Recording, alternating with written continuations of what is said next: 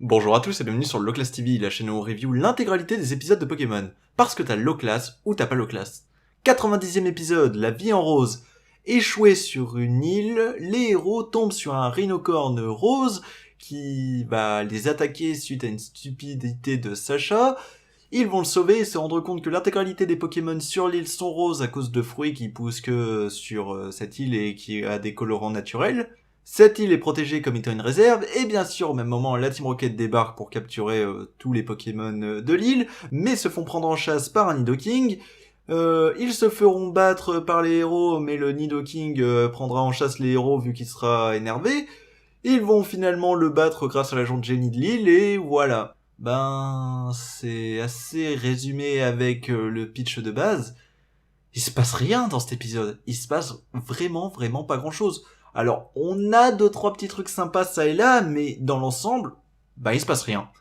Le début était plutôt sympa. En fait, l'histoire avec le rhinocorne traîne, mais au moins on nous met en avant comment ça marche les observateurs Pokémon. On savait pas trop comment ça fonctionnait, comment ils s'en sortaient pour observer les Pokémon, et Jackie nous fait une démonstration, et c'est plutôt bien pensé, oui en effet.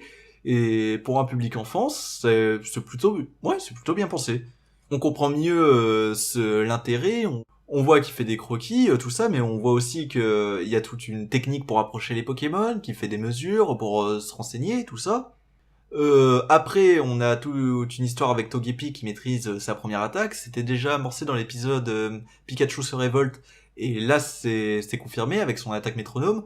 Bon, après ça va être un running gag, Togepi qui a des attaques puissantes, mais les héros qui ne le savent pas, et à la fin, même si Ondine se doute que c'est le cas, ben non, ça change pas, ça va rien changer à la suite. Mais après le reste, ben c'est pas génial.